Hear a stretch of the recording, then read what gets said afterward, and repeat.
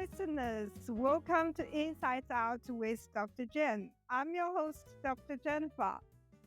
Today, I'm very pleased to invite someone who is very important in my life, my career, my business, everything I learned from him. And he is my boss and always my mentor, Mark Coggins. Mark was my boss at Kaplan from 2002 to 2009. More than that, he has ever since become a pioneer in global private education. From driving Kaplan Asia's expansion into China, Singapore, Australia, to co-founding his own enterprise, Cranleigh China, and now he's leading KB Financial, one of the largest professional training institutions in China for university students. Today, we will talk about his journey from investment banking to education. You don't normally see people in education who was an investment banker. So why he joined the education from a very lucrative investment banking business career, we will ask him. And also, he has grown Kaplan so big that he basically set up Kaplan Australia Business School and all the other network schools from scratch. We will ask him what takes him to scale up educational business in such a vast multiple markets. Lastly, we will hear his vision on the future of the education, of course, in the times of AI, leadership philosophy, work-life balance, and his reflection and advice on success, challenge, and his legacy for the world. So if you are interested in how a CEO thinks and lives, this is the episode for you. You can follow Mark on LinkedIn for more of his insights. Now let's get started. So Mark, welcome to my podcast. I started it. Thank you, Jennifer. I think definitely I need to talk to you. Do you still remember? When did we meet for the first time? Oh God, back in the early 2000s in Shanghai, I think. Yeah, that's a very special time. I never forget because it's 2003, the SARS time. We just experienced COVID. So I always went back to think, oh God, Mark was very brave at that time. Mark visited Shanghai in 2003 to see me because I was just joined Kaplan FTC by then and struggled to figure out what to do in Kaplan China. And Mark also joined Kaplan at that time, 2003. So he said, Jennifer, I'm coming to Shanghai to talk to you. So he came to Shanghai for the first time. We all wearing masks, but that was a very, very successful first trip because we visited a lot of clients. And I knew at the end of the trip, this is the boss I have dreamed of. And this is the man I want to work with because he basically gave me strategy, but more importantly, he put his words into action. Not many bosses do that. And he also treated me very fairly and well. One thing very successful during your first trip was we visited one of China's very big investment banker, the securities firm. They were very impressed about your investment banking background. You literally sold my first program or first class in China. And they decided to send a delegation to Hong Kong Kaplan for the training. Let's back to my first question I never asked you. So Mark, you're so successful in investment banking. Why you decided to go to education, which seems not quite related accounting background and the investment background? What's the Well, motivation? good question. And it wasn't such a huge leap as it may seem, in the sense that I'd always liked teaching. I'd also always liked education. And, when we started, it was kind of education, but it was very specific as far as financial education, financial training, really more than education, I guess, if you make a distinction between those two. And so it just felt that there was a set of skills and knowledge that I'd built up that presented an opportunity to kind of build a valuable business, not in just the sense of being financially valuable and successful, but also in terms of providing a set of tools and a tool bag for young people who were new into the industry. And, and that was a great success and also a sense of great satisfaction, because it also coincided with a time on the China side where you had a lot of very bright young people who were desperately in need of some direction in terms of what they were supposed to be doing.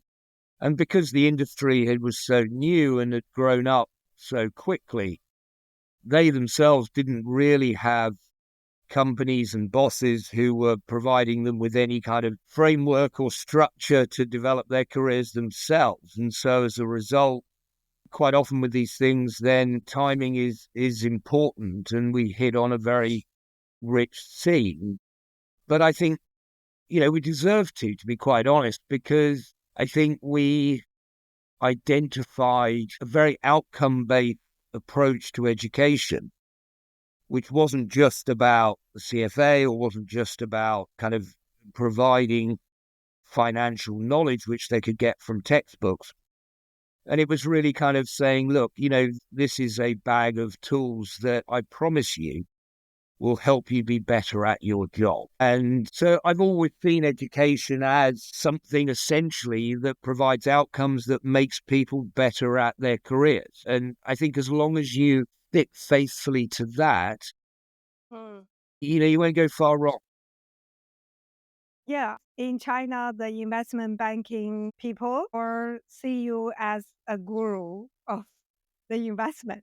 Basically, you trained the whole China banking research analysis team and their head, right? Yeah, I mean, that was particularly crazy. And it was, as I said, a program that I was proud of, and I'm not the greatest teacher by any stretch of the imagination, but I knew that we had something that was valuable. And as a result, then I think that it worked. And obviously you did an amazing job in terms of telling people that they ought to go on the course. And then it just snowballed, really, to the extent that there was a waiting list. The transition isn't as remarkable as it might seem. I had done quite a bit of teaching before in financial areas. I enjoyed it. It was great, and it felt a very fulfilling kind of thing to be doing. It was quite a rarity in the sense, and you alluded in your opening comment, that there aren't many people who go from banking to education. But again, well, I'm sure we'll go on and talk more about this around education, and is not so different to other businesses. And sometimes I think that people seeing it as this kind of niche area kind of has a slightly different set of objectives around it, probably is a drag on a lot of education companies or organizations or institutions, whatever you want to call them. Yeah, this is exactly why I want to get you on this podcast, because so many people see education as a very specific industry that is not a business. But the way you run our Kaplan business or education business, I feel there's no difference from the other business we can do. But first, I wanted to ask you how you grow this business. Remember when you just joined Kaplan in Hong Kong? We are very small. In Hong Kong, we have a training center. In Shanghai, me alone. And in Singapore, we have a decent training center. But after 10 years, I think you built Kaplan Asia into an empire. It's more than training center. You actually literally grow it so big that it's very visible in all the higher education area as well as the professional education. Then you expand geographically, China, Singapore, Hong Kong, and those pathway program to reach UK and the US. That's kind of like a bridge between the East and West. So my question is, how you actually strategically thinking of growing into such an empire? when you take over Kaplan Asia, do you have such a map in your mind, or you just go along and develop your strategy? The straight and the easy answer to did I have this vision? No, because I didn't know enough when I started. As I said to you before, the major motivation and the ambition around the initial point was really very much professional education in order to make people better at their job. And that was really the kind of start point. But once you kind of start that process of applying that across the board, then obviously you then start identifying kind of other opportunities that are achieving the same things, maybe at a slightly younger age, but also in terms of across other disciplines.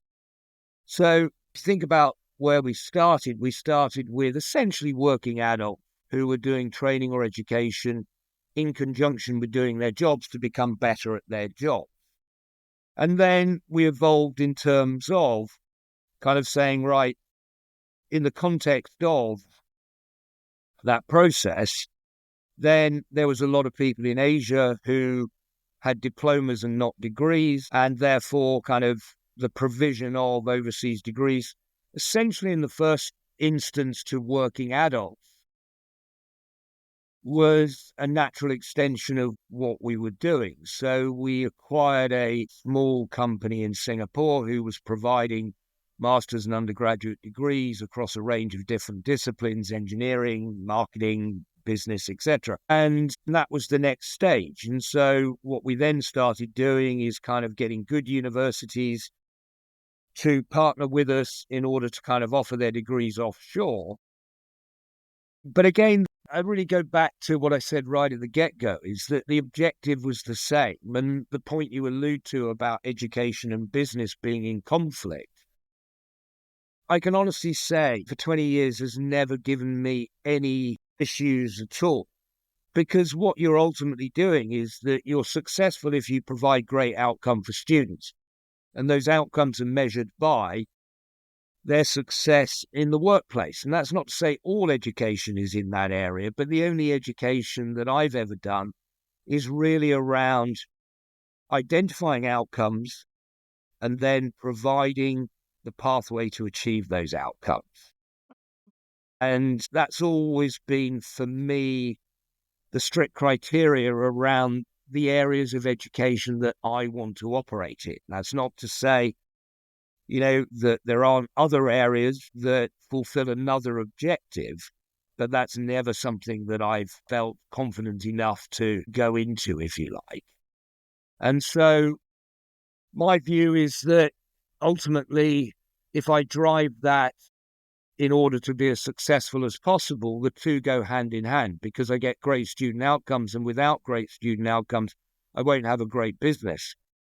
Because ultimately it's no different than any other company. If I don't have a great product, then I won't have a great business. So if you try and shortchange and don't deliver outcomes, you will not have a great education business. I mean, it's as simple as that. So you actually believe doing education business, you got to help people to be better at their job or be better at themselves. They grow, and you have outcome to demonstrate to people.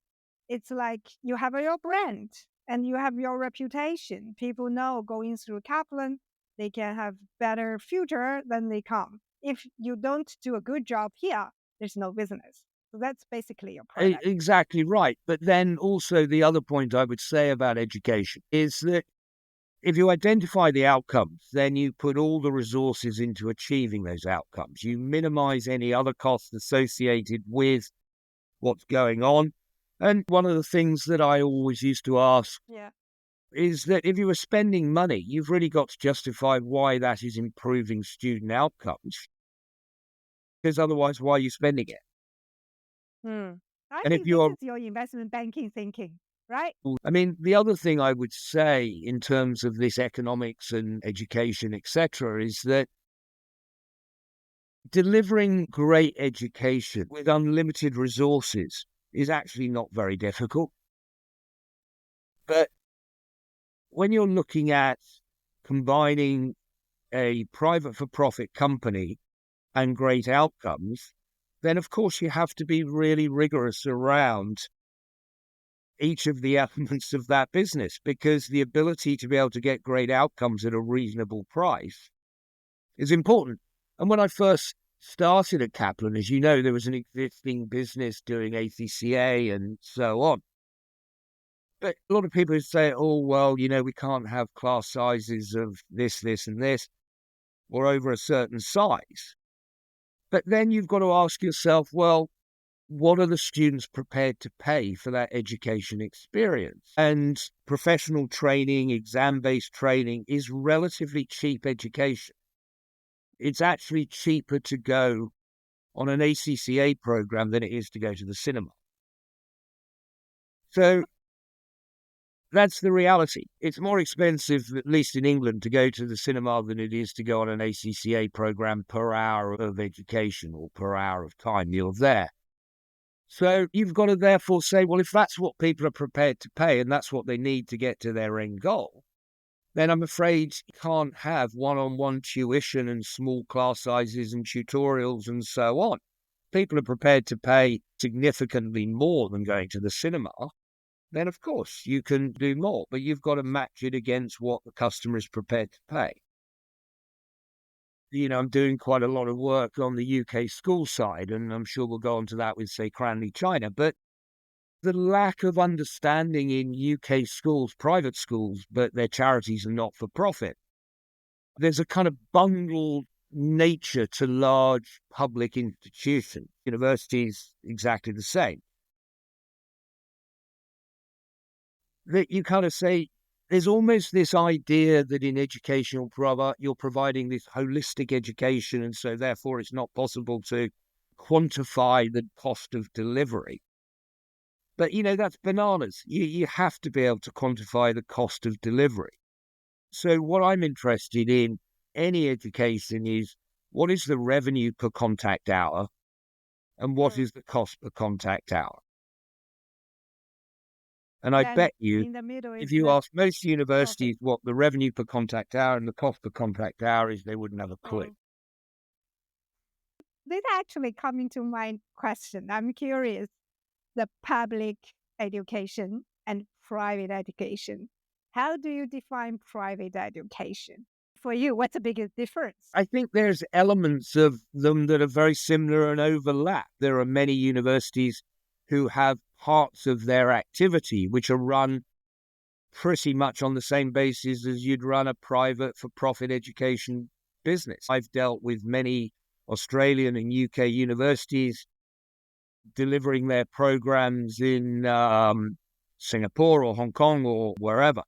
Their attitude towards kind of why they're doing it is not dissimilar to mine. As you know, we had very successful partnerships with University of South Australia, with Murdoch University, with University College Dublin, to name a few, where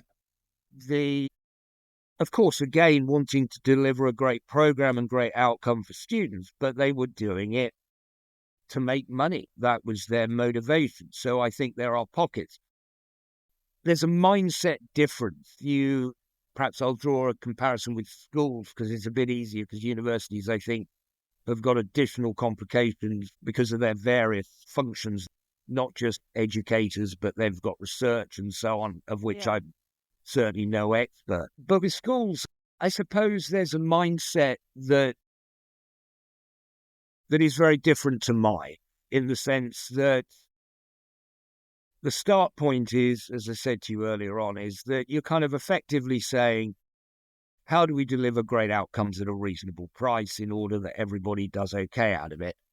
Whereas I think there's too many people in school leadership who have come purely from an education background, who haven't necessarily got the tools, got the experience, got the knowledge in order to be able to make that conversion between, and also kind of recognize that there is no conflict between making a return and providing great education. And certainly now, as I said a moment ago, where I'm quite heavily involved with a number of UK schools, which have essentially been public, albeit they're charities, and so as a result, they've never had a profit motivation. And at times I feel like don't know, there's something almost wrong with me in the sense that the backlash against me talking about private for profit to the senior leadership team is like such an alien concept. And yet, if I look at the schools, I guarantee you, if I took over the schools, I could provide the same education for 20% less, and I would still make a nice return. Guarantee you. And it's a bit like you were saying about I came from a very different background and came into education. A lot of people kind of find it very difficult when they do go into education from a different background and don't necessarily make that transition.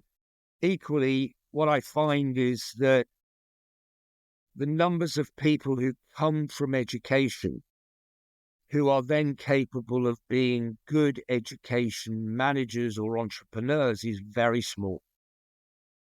It's like That's an interesting point. the education is so inculcated in them that they can't really step back and kind of have a look at things from a broader perspective. And I do think, and I suspect, it is an issue in universities, etc., where you get promotion from within, where you've got good lecturers who become deans and then are asked to kind of have a more, I suppose, commercial outlook on stuff, then maybe they don't have the kit that they need in order to be able to make that transition. And certainly at Kaplan, it was the biggest challenge I found was finding people who came through from an education, maybe a teaching background, and then could make the transition to being a good commercial manager. And equally, the people who came in from a non-education background, as in non-teachers, tend to get a bit bullied by the academic staff and tend to Really? not, and I don't mean bullied as in punched and kicked and so on. I mean bullied in the sense that they're made to feel as though they don't understand education. They don't understand it's not the same as another business. And it was also I'd say one of the great things about when I came to FTC and then what became Kaplan, because I had credibility as a teacher. Yes, exactly. I don't think I'm an amazing teacher by any stretch of the imagination, but I was popular. People love So your class. when teachers kind of gave me their gears about, oh, you don't understand what it's like in front of a class, I can say, actually, I do understand what it's like in a class, and I'm probably better at it than you are. So I think that gave me a moral high ground that a lot of management in education don't necessarily have. Yeah, definitely. Because as I put at the beginning, you do what you ask other people do, especially on teacher part. Remember, Good. in the first 2 years, you just fly to Shanghai every weekend, almost 3 days intensive training. And we were young, but now when I look back, that's still a lot of work. But, I enjoyed it, and we knew it was important to build the business. Yeah, that's why I think your students or those working adults or those research head, they just adore you because they can see you're trying to give everything you have to them. No hiding, nothing. You always want to give them everything if they ask, right? It relates a little bit around the difference between education. Education becomes easier when you know that you have a set of students who you are teaching who have pretty much the same objective in being there. There's a homogeneity about them, which means that you can bring them all together. Education does become, and I totally accept, becomes more difficult when you've got a more dispersed set of people because, and even at university, if you're teaching a different particular discipline, the reality is you don't really know where those students want to go. You haven't done those jobs that necessarily they want to go into. So it does become broader and therefore kind of less direct. It's more difficult. So I think that So again, how do you handle in Kaplan? Because then you go into the much broader audience. Your program covered way more people. So how you make sure the outcome is good? Yes, it was broader in terms of the offerings, but there was still, we were selling, if you like, a specific offering where we knew that not necessarily as direct as kind of the course I was running, but nevertheless still pretty direct in the sense that, there was a mechanical engineering course. And so as a result, you knew that the students on that program, they were paying themselves.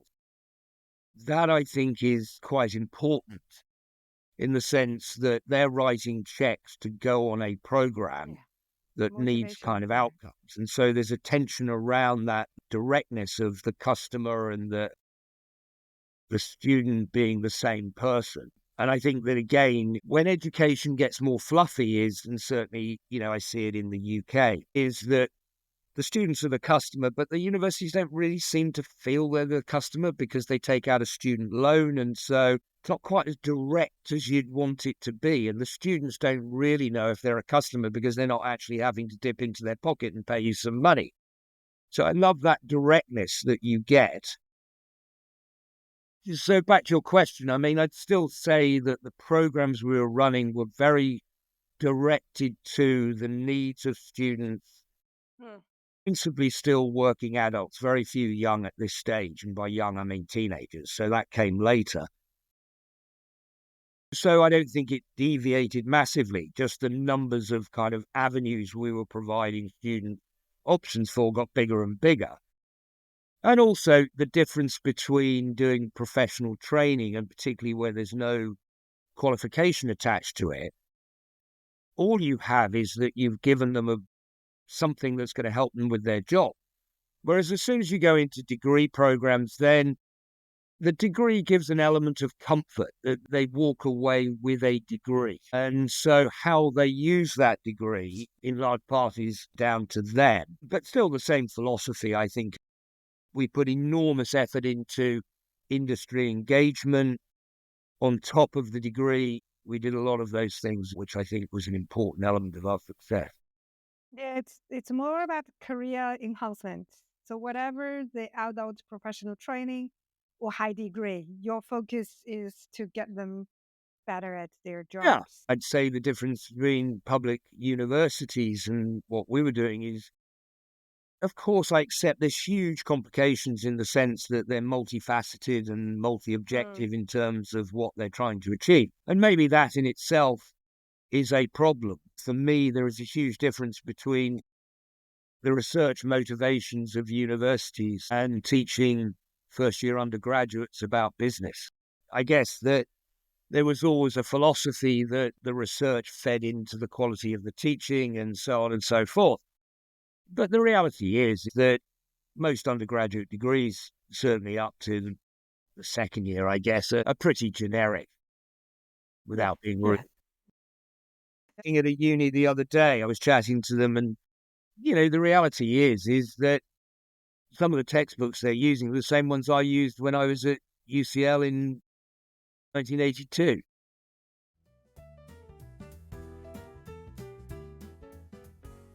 Well, as you just clarified that for you, the difference between public and private education, which is especially private for-profit education, the mindset difference are huge. There's no conflict between outcome and profit making.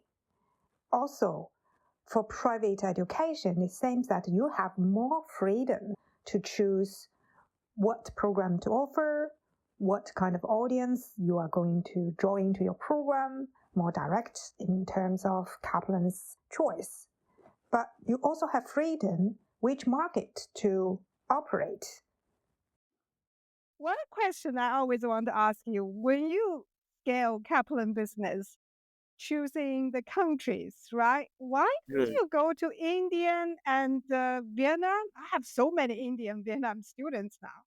It's a really good question. And I look now, oddly enough, India has become quite hot in terms of transnational education, both schools and universities, but wasn't at the time. I think there's a variety of factors that are important.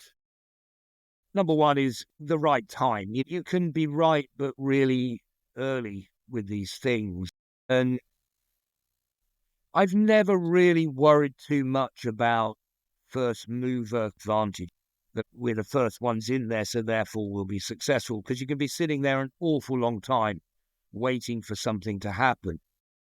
Also, first mover is sometimes challenging in the sense that you're not just kind of selling yourself, you're selling the concept behind your business as well. So I see this quite a bit in international schools, actually, whereby you're not just kind of selling your version of it, you're actually kind of selling the concept behind it. And that's a very expensive and long.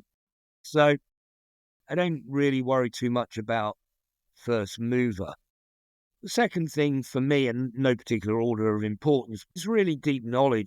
Ultimately, you succeed because you have deep knowledge of the market which you kind of operate, or you put a team together who have a deep knowledge of the market you operate. And India was not a market I really felt that I knew much about, and didn't have the bandwidth, I guess, to find out more about it.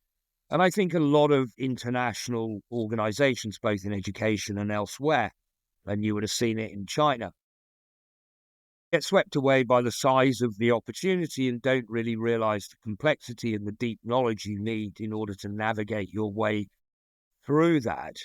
So before we did the education, certainly by Western standards, I would have considered my knowledge of China to be quite high. It Yeah, continued, definitely. but I understood a lot about the culture. I understood a lot about the market, and it was lucky that we started in an area where I had good knowledge anyway. So I think that deep knowledge is absolutely crucial, and you do see lots of problems. And I would say in these countries, the large ones, India, China, people talk about, kind of being a China expert, certainly kind of from a business point of view.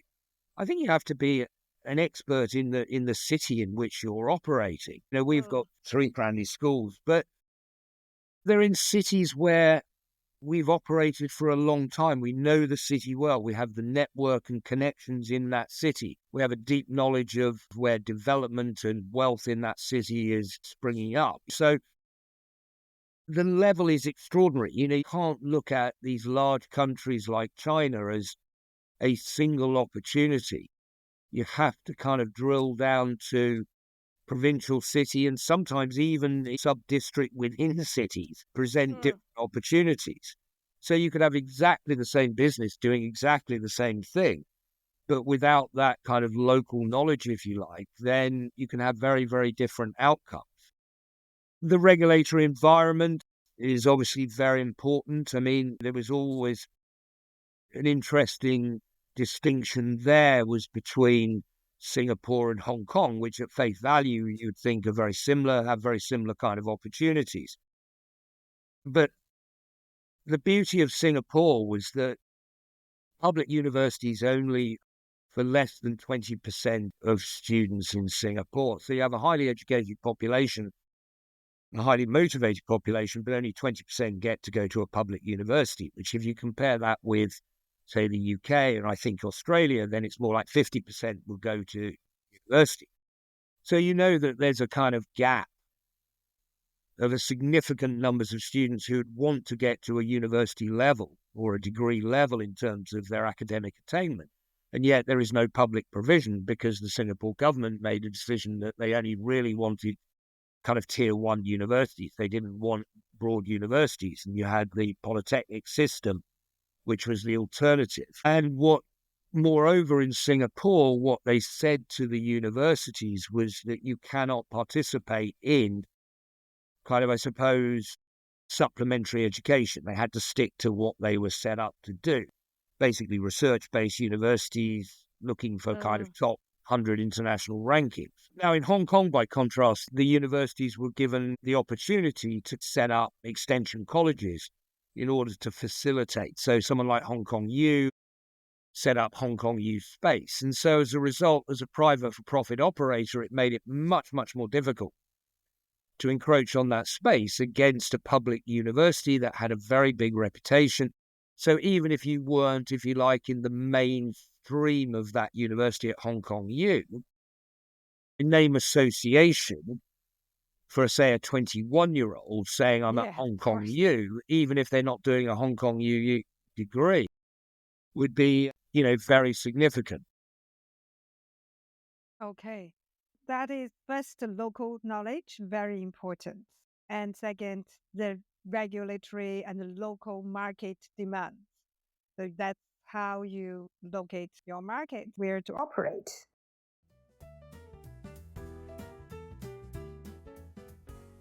I have a question for you. After leaving Kaplan, you're working or running business for a multinational company, big listed company is one thing. You set up your own Cranleigh China and your own business.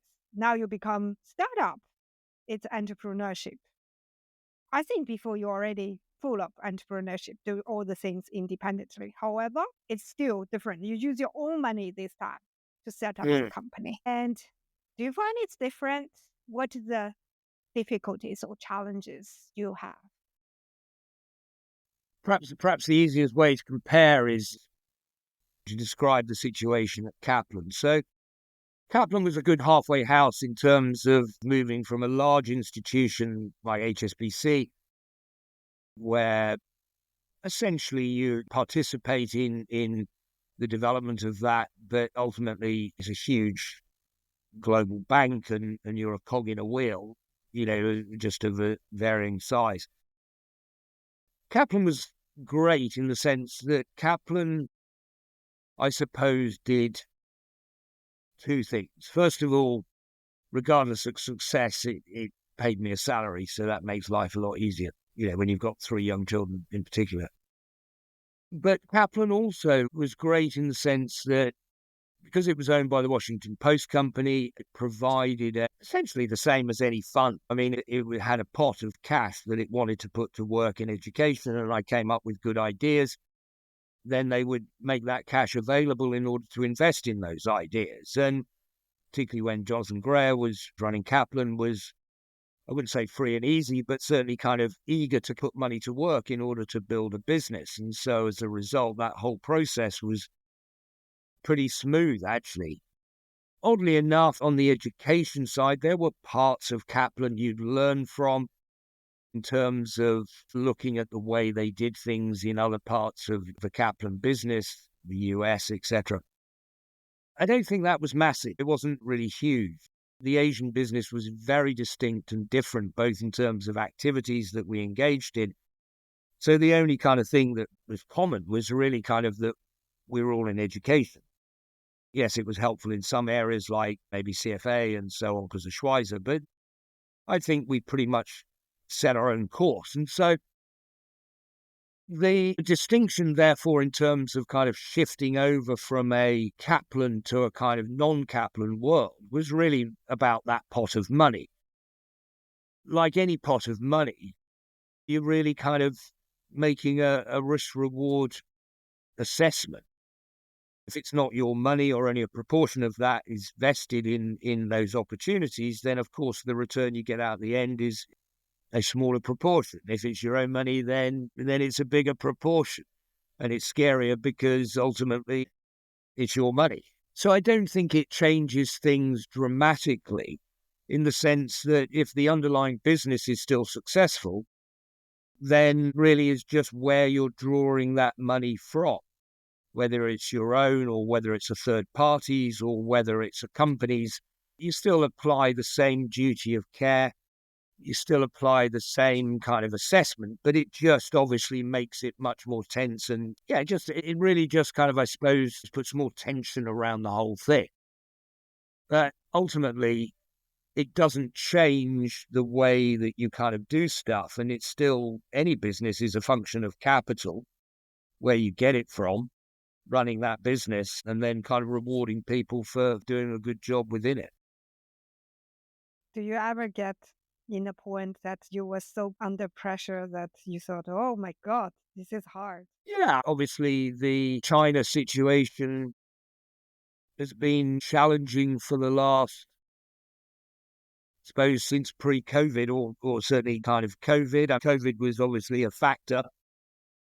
Our businesses are essentially around Western education going into China and China students going to Western education in the UK or Australia or the US. So, of course, COVID was pretty desperate as far as that was concerned, along with a whole load of other people involved in international education. Right now, the China story is not what it was, just from an economic perspective.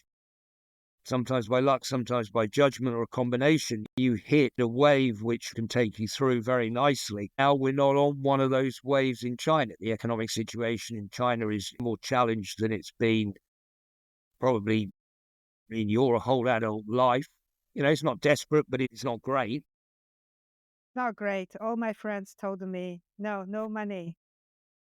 Exactly. It's challenging. We continue to our admissions up to where we want them to be, but it's more difficult. And the expansion is more difficult because of government policies are less accommodating than they've been in the past. When we set up Cranleigh China, the expectation was we would have multiple schools in multiple cities. We've got 3. But, sometimes you have to adapt and change. And there's always opportunities. And if you're providing something of value. And so as a result, now what we're seeing is a number of people who set up international schools didn't really know what they were doing. So we're looking at, or we're beginning to see potential acquisition opportunities rather than kind of greenfield sites.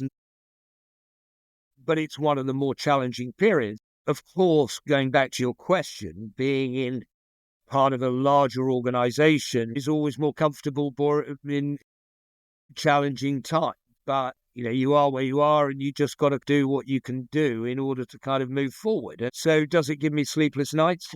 No more than, say, when I was worried about results at Kaplan, where there were setbacks, as there always are in businesses. For me, whether I'm using somebody else's money or my own money doesn't change my sense of wanting to achieve and wanting to create outcomes. And I think it's important that anyone who's vested in a company should have that mindset. It's important.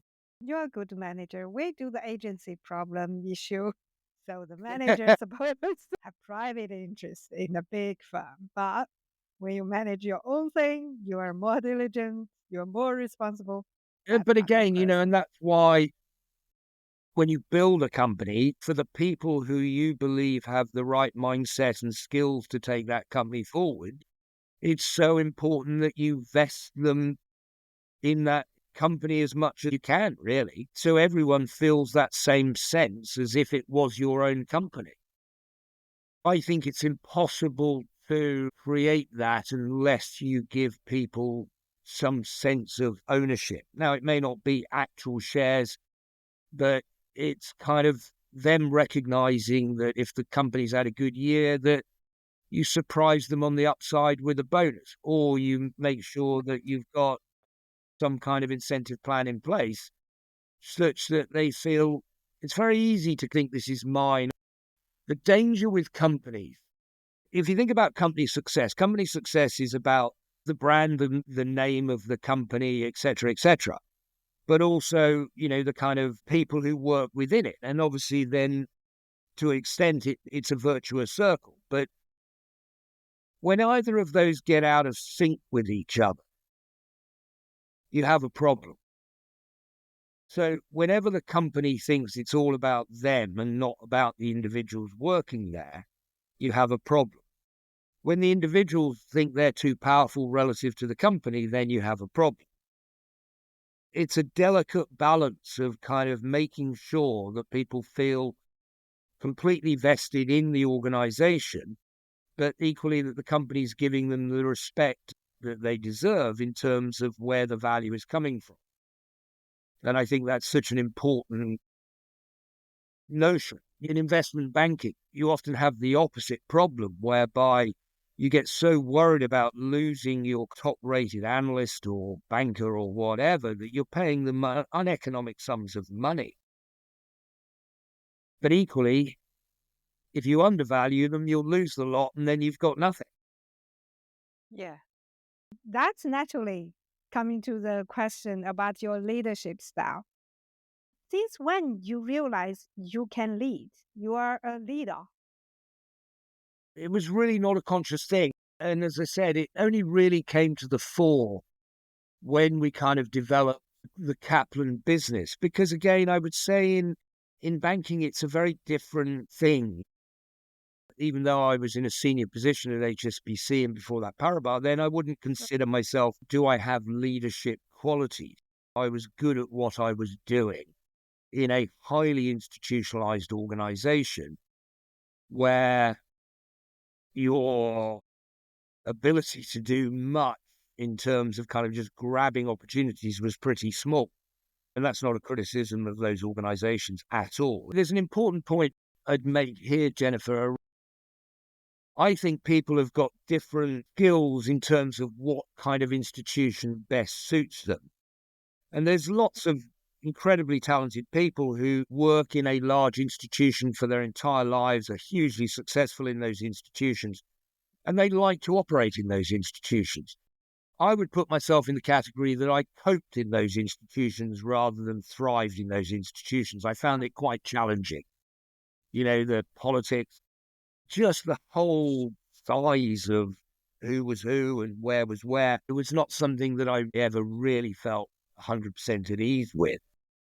So within kind of leadership, I would say it really took off when we were building a business where we had the autonomy to do great things. And I was very set that I had in my mind that we were going to grow that business and it was going to be a great success. As I said to you earlier on, in complete honesty, I didn't necessarily have a full roadmap as to why it was going to be or how it was going to be a great success, but I knew it was going to be a great success. And so I guess that number one in terms of it was leadership, or my leadership. And, I've had no leadership training whatsoever in my whole life. But number one was that I always want to lead by example. I wanted to have a passion for doing great things, not just kind of muddling through and not just doing okay.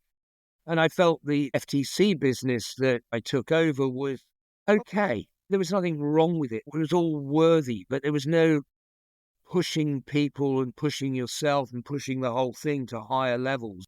So that was important, but ultimately I had to roll my sleeves up and wanted to roll my sleeves up to lead by example. And I think that's really important. And I think much as I enjoyed the teaching, some of doing the teaching was actually kind of showing that I can do that just like you can.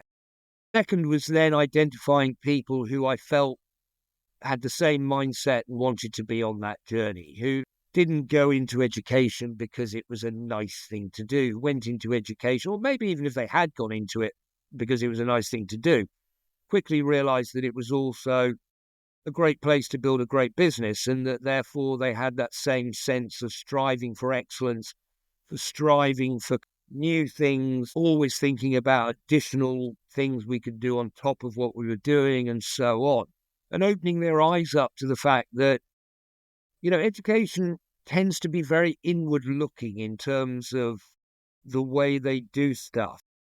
Education has associations and clubs associated with it. So I'll use the example again of schools, which, as you know, I'm quite heavily involved with at the moment. Yeah.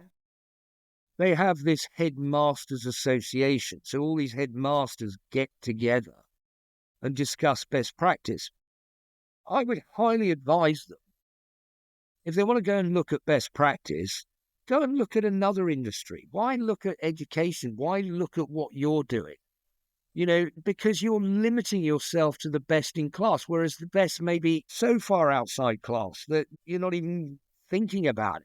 So that sense that people wanted to do great things, and if they've got the right mindset, you've then got to kind of reinforce and support that by incentivizing them in a way, both just money. Money is important. People have got mortgages to pay, education to pay for, etc., etc. So it has to be backed up by financial incentives, but it's also a sense of feeling like you're on a journey that I'm quite excited about. And I think that's also incredibly important.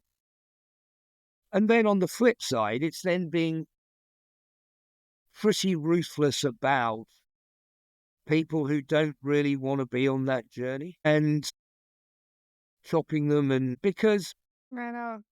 That's again, hard. but you've got to mentally kind of deal with it by saying, if you are carrying people who are not performing, what you are doing is that you're essentially stealing money from the rest of the people who are performing. That's what you're doing. Very good mentality to have for many people. I still personally hate that part.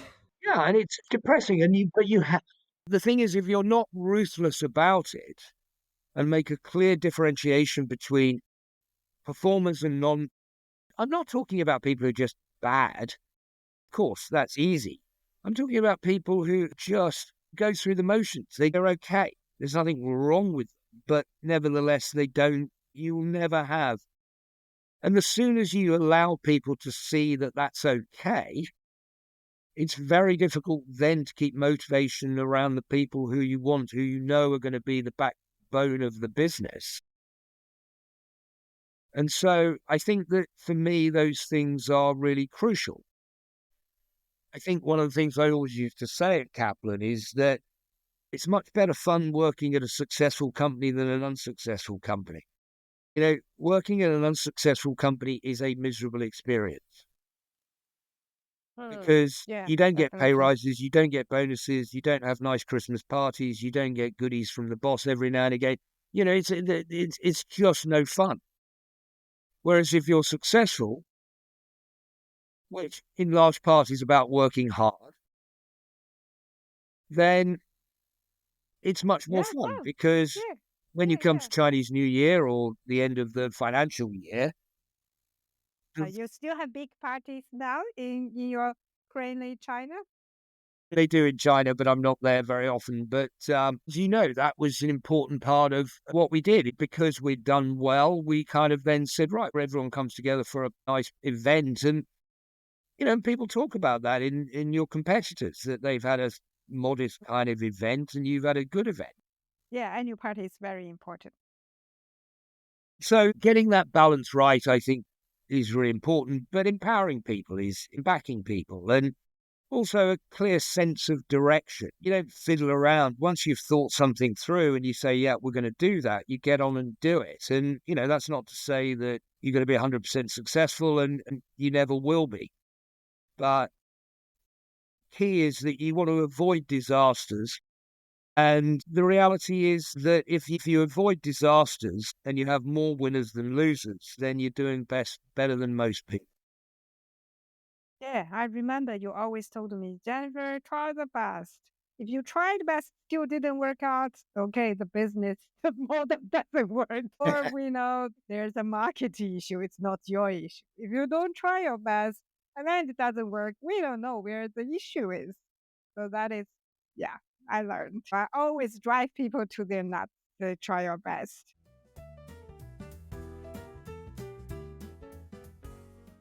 Now, as you are experts in education, both high school education, university education, and professional education, cross sector in education, I will ask you naturally with the technology, artificial intelligence, ChatGPT, DeepSeek, all those things are happening so fast. How do you see the education develop in next 5 to 10 years?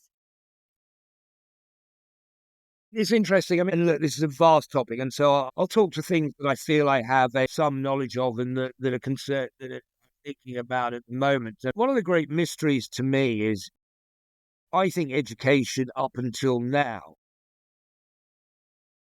the use of technology is unbelievably low. Technology has touched education compared to almost any other thing, hardly at all. Of course, there's Zooms and online lectures and so on and so forth. But you think about the technology revolution that we've had over the last 20, 30 years, I would say the proportion of education that is still traditional is unbelievably high. And I don't know why Yeah, that I is. agree. Just jump in. My son's still doing the maths using the calculator. God, how would you say doing a modeling calculation by Excel? They can't Correct. do You know, I think it is extraordinary how technology has, I think, played a very small part in mainstream education up to now. But I guess the bigger theme, and as I said, I'll keep it to kind of the area that I'm currently kind of engaged in, is that ultimately knowledge is going through a process where it gets less and less important because it's accessible, it's easy, and so on and so forth. So what I think is that we're moving into a world where everything that I've talked about and that I think is important around education, i.e. outcomes and attributes, needs to become front and center of all of education. When you think about curriculum, I think there has been development such that when people write curriculums, they then say, what are the learning outcomes? What are the set of attributes? But you still start from knowledge and then kind of move to kind of, well, what else, or how does this help you? Whereas certainly with schools education I'm looking at right now,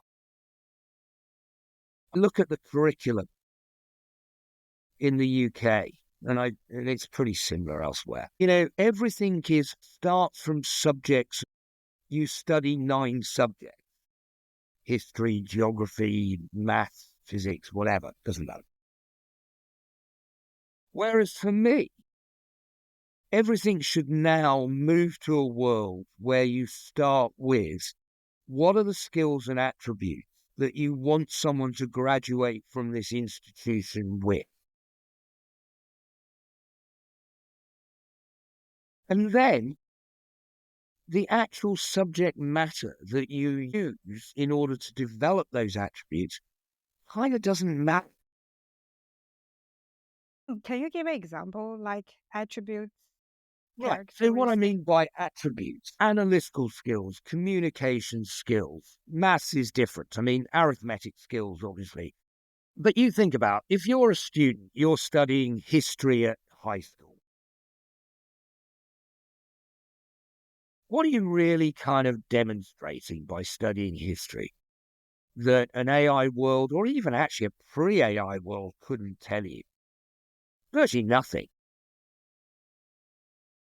So for me, what you're really doing is saying, why are you studying this? And the reason you're studying it is you're really kind of saying, can I take a large body of information,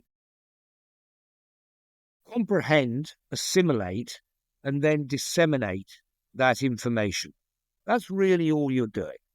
And it doesn't matter whether it's geography, history, philosophy, biology, it's all the same. You know, you should get an A star in communication and dissemination, or you should get an A star in analytical skills. So everything needs to be turned upside down such that you are testing people on a set of attributes which are widely recognized as important for success: teamwork, communication skills, analytical skills. And sitting outside that, for me, is kind of maths, technology, etc., which have become essentially the reading, writing kind of must-haves for any young person, I would consider. But the rest of it, when you think about it, in today's world, is it any more important to study history? Don't get me wrong here. You might think it's important as a kind of cultural awareness, not for a job, not for your future, but just to be a good citizen. That's a different set of tests, and that's okay. I'm all right with that. No problem. So is it important that Australians have a good understanding of the Aboriginal background? I guess it probably is. But it ain't going to help them kind of get a job. It isn't going to help in their career, but it makes them a better citizen. So you almost need to make a distinction between those things that are driving you towards a kind of happy career or life, and those that are useful because society is benefits from kind of other stuff. And I'm no expert on other stuff, but I think about it from my outcomes perspective, there needs to be a complete shift. So even in universities, you need to kind of have a system that says, right, this is what these careers require by way of skills and attributes. And therefore, we build a curriculum around developing those skills and attributes. We don't just give a body of knowledge and then leave people with this tool bag. It's like giving a plumber a bag of tools, and he's got a spanner in there and he's got whatever else they've got in there. But you haven't actually told them what to do with them. You think just use this to teach them actually how to do things? Yeah, all the technology developments mean that the value add portion of education just gets narrower and narrower and narrower. So knowledge is less important. Yeah, ChatGPT is like a tool, right? To your point, we need to teach or we need to guide students in the future education. You have such a wonderful tools, but how you use those tools to build up Correct. yourself. Exactly. It's grasping all of those things and kind of saying, right, a bit like any situation, what are the bits you don't need to now worry about because technology has taken care of it?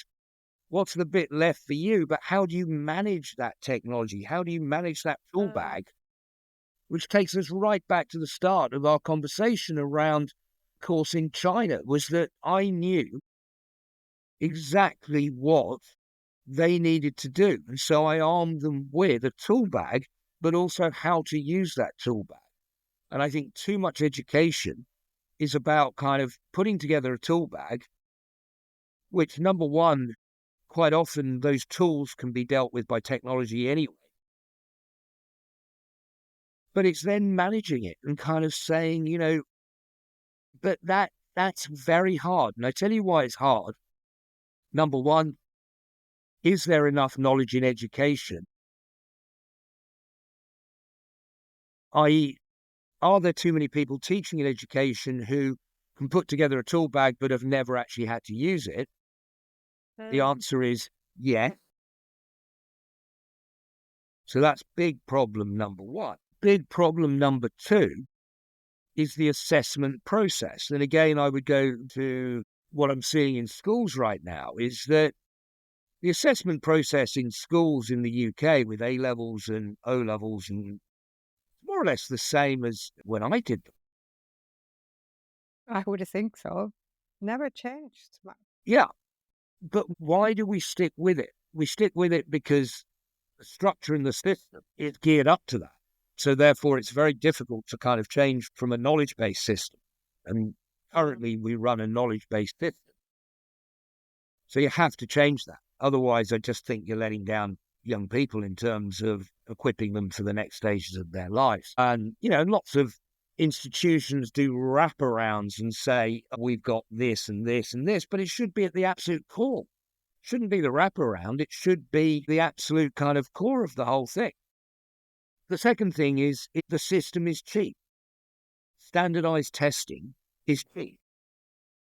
So you can do it at scale at a reasonable price. Whereas assessing on the basis of skills and attributes is a much, much more difficult thing to do. That's a good point. So changing education systems, and it's interesting, like in China, obviously, one of the reasons for the opportunities that presented themselves in China many years ago, and still to a certain extent, albeit less, was really an education system that wasn't fit for purpose. Very extreme, knowledge-based, total disconnect between education and careers and jobs. So that was an important part of the opportunity. And obviously, on top of that, the standard of education, I think once you dropped outside like tier one, then I think that there was no depth to the education system, such that for students who couldn't go to tier one universities, then the education experience became pretty awful. So that was 20 odd years ago. And there's a lot of talk about, and I think Chinese universities have got better, certainly kind of looking in from without detailed analysis. But the reality is that what we're providing is something better, I think.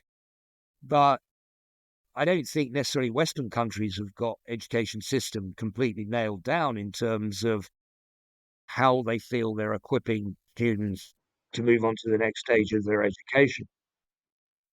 No, I think in the age of AI, All the Western and Chinese education system have facing challenge now. Definitely, because in my university, we don't have exam anymore. It's all assignments, even for the final assessment. When I mark, I feel like I'm marking a machine written report. It's just so generic. You know it's done by ChatGPT. And just small size of the students can present very good report. And I can see they use their own brain. I sometimes thinking if we don't change, the university education may lose value. completely, people just use AI to give you a okay Report. Of course. But the thing is, Jennifer, is that then they get found out because they write, they can put a great answer together on ChatGPT. And then they go for an interview and they get asked a series of questions. And the quality of their answer in a real life situation bears no resemblance to something they've submitted. Bet you if you have small tutorials with your students, you quickly find out those who actually know their stuff as opposed to those who have bunged it in ChatGPT in terms of just asking them to communicate orally what you can quickly ascertain the kind of the depth of their knowledge, the quality of their analysis and consideration, and the confidence of their conclusion. Yeah, I think that's why you said the assessment actually become more difficult if you really want to assess the people. What? How do they know? By talking and communicate.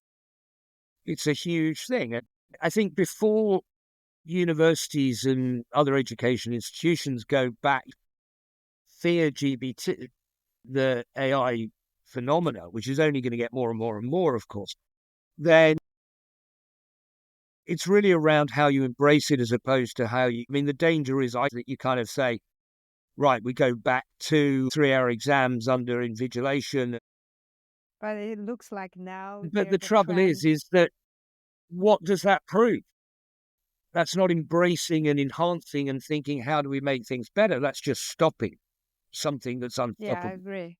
Actually, we should be able to be better than the previous version of ourselves because we have better tools.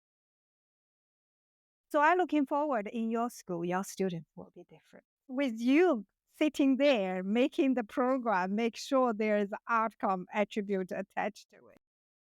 But again, it's how do you do things? One of the challenges of working within education is that quite a regulated environment to operate. And therefore, you have to be quite careful to get that right balance because ultimately the system still requires students go through a standardized set of tests that kind of prove not a lot.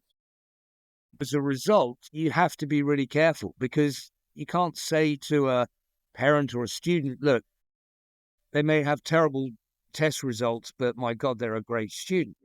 What I would say is that the expectations are tightening for going up. I've got, as you know, sons now, and it's a tough world for young people, actually, in terms of, on the one hand, there's probably more opportunities than there's ever been, but at the same time, it's pretty competitive and it's quite challenging.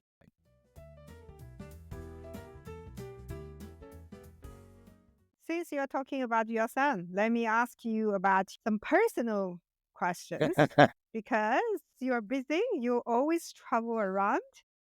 And I'm actually want to ask you, where do you feel more home? China or UK or Hong Kong? You lived in Hong Kong for how many years? Oh my goodness, I was in Hong Kong for over 20 years. Yeah, I feel really at home now in the UK. I enjoy being here. It's nice to see my sons more often, although my eldest is in Hong Kong, so I don't see him very much. And that's not to say I don't miss parts of Hong Kong and China, and I do get back to China every now and again. but mainly here. A lot of that's been disrupted by, obviously, COVID. So I would say largely now the UK. I do need to get back to China. Oh my God, I can't imagine Mark is not traveling. It's weird. I mean, you get very used to it and it becomes such a normal part. It's what you think is your life. And then that break with COVID, where obviously travel was largely either disallowed or was just too difficult for quite a long time, really 2-3 years for China. It's funny, you kind of get not used to it and then it becomes less appealing. It's not like I think, oh my God, great, now I can. It's almost though, for me at least, it kind of broke that routine. So now it all feels quite hard and quite difficult and not part of my normal routine. Really? Yeah. And it's odd because I've spoken to a lot of people who feel the same. I'm sure if I got back into it, then it would be different. But, we're looking at quite a lot of opportunities in the UK right now. So that's keeping me reasonably busy. There's a lot of very good schools who need some assistance. So your project now is back home in the UK.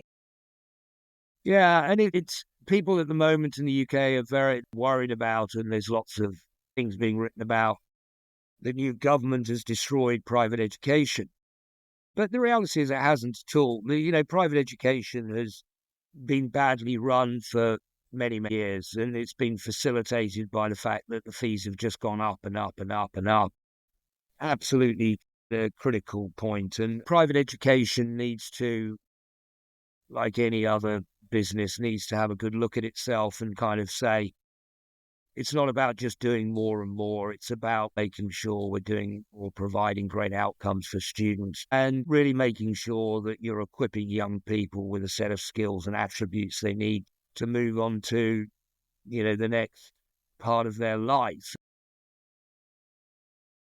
I don't think it's very difficult to do that. And I think that it's all about being absolutely ruthless around identifying what those skills and attributes are, and then making sure that every pound that you put into that business is about making sure that you achieve those attributes. And I look at a lot of schools in the UK, and they're fat, lazy, and it's just not right.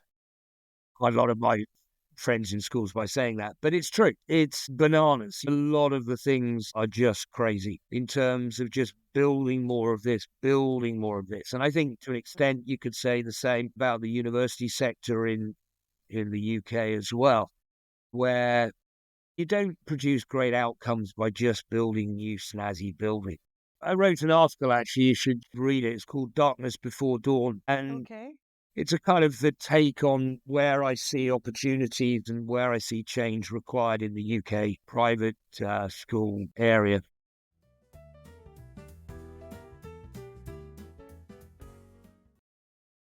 You have three sons. How did you educate your son? One of them is athlete and even represents Hong Kong for 2020 Tokyo Olympics. So we were so Yeah. excited. How did you do that? You were so busy. I remember when they grew up in Hong Kong, you were just traveling everywhere. How did you educate your kids? Oh, look, I mean, I think that Oscar, my eldest, he's got the physical attributes in order to do it, but he's incredibly tenacious and incredibly organized and incredibly driven in terms of what he wanted to achieve. And it's fantastic to see, not just his achievements in getting to the Olympics, which is incredible, but also kind of seeing in him but a set of attributes that are valuable in whatever walk of life he chooses. And how he gathered those, I mean, if I take any small part, then I'll be happy to do so. It's very easy to identify what those are. If you're doing something like triathlon and also, he is a student at Hong Kong U as well, it requires all of those skills. It requires dedication, but it also requires rigorous organization skills that if he went to work for McKinsey's, they would be as valuable to McKinsey's as they are to the Hong Kong Olympic Of course. team. It's those things. What things influenced him become like that? Most of us know we want that, but we are curious. How did you get your son to get those things? it's not so dissimilar to the things we were talking about earlier on, Jennifer, about leadership and what makes someone those kind of things. It's all the same types of things. What motivated you to kind of, I'll turn it around and talk a bit about you for a second. When I first arrived at FTC, as it was at that point in time, you were obviously a bright, smart person, limited work experience, certainly didn't know much about kind of what you were doing. And that I could see that you were obviously wanted to do well, but really didn't know how to do so. And then all of a sudden, once we had a direction and once you had a goal and once you knew you could do it, everything changes. And I think that's also important in terms of the example of Oscar, and I'd make the same point about Louis, my second son, who went to a famous school in the UK, didn't go to university. He's now got this 22 years old. He's got a landscape gardening business. He's doing unbelievably well. But those attributes then start slotting into place because, again, he has a goal and he's motivated by doing something great, which means that he has to be organized. He has to be a good communicator. He has to kind of be a good team guy. He's learning as he goes, but he's got a goal that makes him realize that some of the things that maybe I've told him about in the past do matter and so on and so forth. I think everybody has it in them to do these things. It's just the education system, Jennifer, does not promote these things as critical. They promote them increasingly and better than in the old days as something that are kind of nice to have. They're peripheral to the core syllabus, if you like. They're not. They're absolutely kind of essential. And why does the education system do that? Because in some ways, the whole education system was built around knowledge. And so as a result, of course, that's their strength. That's what it was all built around. So until you turn it upside down, so would I attribute Oscar going back to him? I think my influence to a certain extent, his coach is unbelievably supportive and well-driven, and also did huge education around scheduling and so on and so forth. But ultimately, then Oscar takes ownership of everything. And again, his knowledge is built around almost like a top-down approach. Because he knows he wants to run faster, say, he researches how he runs faster. He measures everything. I.e. that you get your goal and then you kind of build up the skills and knowledge that you need in order to kind of achieve that goal. It's excellent. We seldom talk about your son, but I still remember 3 of the boys went to Joyce's wedding dressed up in Chinese dress. With their 3 little uniforms. I know. Just like yesterday. Now, final session, 3 insights out. First, about success. You had an incredible success career. Many people admire you. If you go back and look at your 20 years old younger self, would you give him a piece of advice? What will be that? God, I can't give a piece. I'd give lots. The thing that I think is most important, and I think about this a lot actually in the context of my sons as well as in education, is that the system, again, I keep saying what's so bad about the system. There's lots good about the system, but one of the bad things about the system is that everyone's life is chunked up into kind of predetermined 18, you finish school, 21, 22, you finish university. That's the end of education. Then you go and get a job. But the reality is that 2021, you're kind of effectively, let's say, just graduating from university or final year of university, whatever. You're on a journey shifting from classroom education to life education. So you just can't see life as this kind of school, university work. Society does that, but reality is hugely different. So my advice always to young people starting off, let's say, in the workplace, is that you're really asking yourself every 6 months, every year, a couple of questions. Am I better off now than I was 6 months ago? In terms of career prospects, money, whatever. And as long as you are, keep going forward. If you feel you're stuck, you have to make a change. And that was never set up for me. But when I think about my life, it's essentially what I did. I did things and then kind of thought, yeah, no, I'm progressing. And then you get to a point where you think, no, I'm not progressing. I'm actually kind of stuck. And then you have to move on. You have to then make change. Because if you allow yourself to be stuck for any length of time, life becomes really difficult to become unstuck. Great advice. So for me, you don't need the journey. You can break it up into bite-sized, manageable pieces. Say, am I more knowledgeable? Have I got more money? Have I kind of got promoted? Yes, great.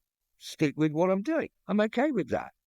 And don't worry too much around what's on the track. Deal with reality. Good. So that is my word of advice.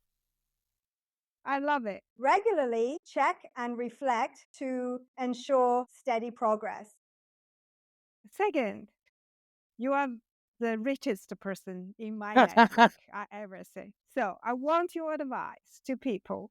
How can they become wealthy or rich? What do they do? What's your secret? I think with all of these things in terms of wealth as a measure of what, the thing is, if your motivation is purely wealth, I think that in itself is not necessarily the best thing. I think that wealth is a derivative of success. You can exclude yourself from wealth by doing various things. You can exclude yourself by picking a career and a job that just doesn't reward in a way that can make you wealthy. But let's assume you don't do that, because otherwise you can't be. And that's not a bad thing at all. What is it that's then driving it? I would say ultimately, Jennifer, that if you are in a world in which you can be rewarded, whether it's using your own money to start a business or whether it's kind of just being well paid as an executive at HSBC or whatever, it makes no odds. Ultimately, if you do a great job and you do great things, the wealth will look after itself. And then it's just a function of whether you blow it. Wealth is a derivative. Okay, last one. What do you hope your own legacy will be? How do you want to be remembered? Ultimately, for me, the most important thing is really to be remembered by my 3 sons, actually, in terms of providing attributes, and young people should draw upon a whole host of different influences, hopefully mainly good, a set of attributes that hopefully kind of guides them in a way that makes them happy, successful, but decent people as well. That matters a lot to me. At the moment, I'm proud to say that they feel like that, and I hope that continues, but that matters to me the most. Thank you so much, Mark. It has been so fascinating talking to you always. Good. I hope there's a few bits and bobs that are of use to somebody. Definitely, I will share with all our friends. And to our listeners, thank you for joining. If you enjoyed this episode, be sure to follow Mark on LinkedIn for more of his insights. To close, I would like to share a special song I wrote for Mark. He likes jazz. This song is dedicated to his journey from central to the classroom.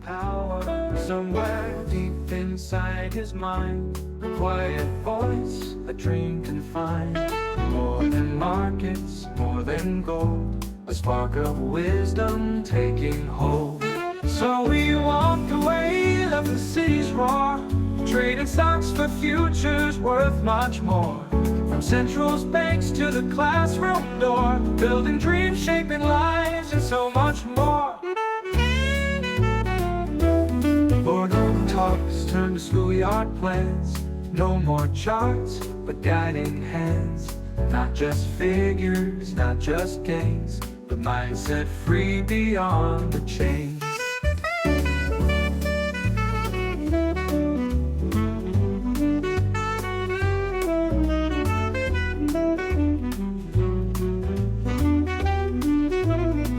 Through every pivot, every fall, he stood tall, he gave his all. Not just power, not just might, but a legacy of guiding light. So he walked away, left the city's roar, traded stocks for futures worth much more. From Central's banks to the classroom door, building dreams, shaping lives, and so much more. For the lessons go beyond the trade, a leader's mark will never fade. From the markets to the minds he lifts, knowledge, courage, the greatest gifts.